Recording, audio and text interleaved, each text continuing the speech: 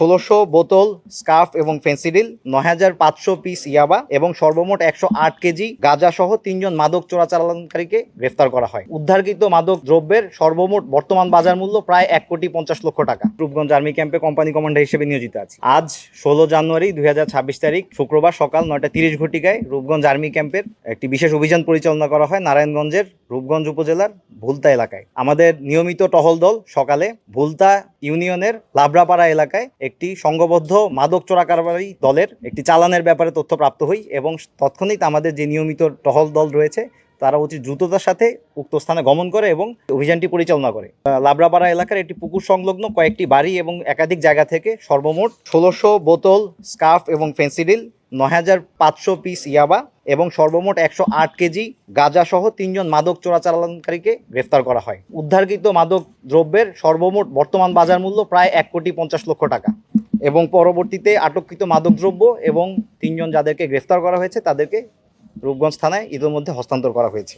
দেশের আইন শৃঙ্খলার রক্ষাতে এবং সাধারণ জনগণের জানমাল নিরাপত্তা নিশ্চিত করতে বাংলাদেশ সেনাবাহিনীর এবং রূপগঞ্জ আর্মি ক্যাম্পের এরূপ কার্যক্রম অব্যাহত থাকবে এবং আপনারা আজকে এখানে যারা উপস্থিত হয়েছেন মিডিয়া ব্যক্তিবর্গ, আপনাদের মাধ্যমে সবাইকে আমরা অনুরোধ করব যে আপনাদের নিজ নিজ এলাকার যে সকল অস্ত্র, গোলা বারুদ, মাদক কিংবা আইন পরিপন্থী যে কোনো বিষয়ে যদি আপনাদের কাছে কোনো তথ্য থাকে এবং যে কোনো সন্দেহজনক কোনো কার্যক্রম যদি আপনাদের নজরে আসে, আপনারা তাৎক্ষণিকভাবে এটি নিকটস্থ সেনাবাহিনী ক্যাম্পে এবং থানাতে আপনারা যোগাযোগ করবেন। এটা আপনাদের মাধ্যমে আমরা সবাইকে অনুরোধ করছি। আপনাদের নাম পরিচয় গোপন রেখে অতি দ্রুত সময়ের মাধ্যমে আমরা কার্যক্রম গ্রহণ করব এবং জনগণের জানমালের নিরাপত্তা নিশ্চিত রাখব। নির্দিষ্ট কার বাড়িগুলো তালাবদ্ধ ছিল, তালা ভেঙে আমরা সেখান থেকে এগুলো উদ্ধার করি এবং এগুলোর জন্য যারা আশেপাশে যারা এখানে ডিউটিতে রেখে গিয়েছিল, যারা এটা নিরাপত্তা বা এগুলোর সাথে জড়িত ছিল, 3 জনকে আমরা আটক করতে সক্ষম হই।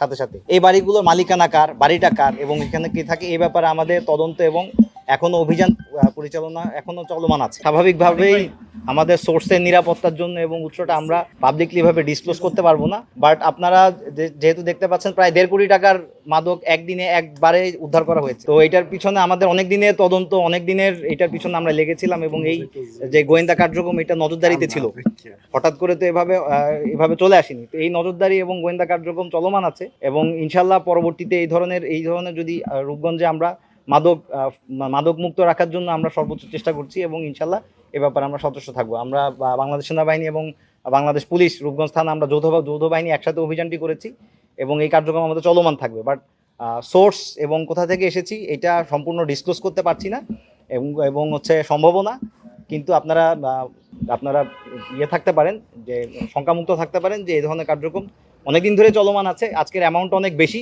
এই জন্য সবাই এভাবে দেখতে পাচ্ছেন। বাট এই ধরনের অভিযান গত 1.5 বছর ধরে অভিযান পরিচালনা করা হচ্ছে এবং এর আগে অনেক উদ্ধারকৃত অনেক মালামাল আমরা উদ্ধার করেছি এবং থানায় হস্তান্তর করেছি।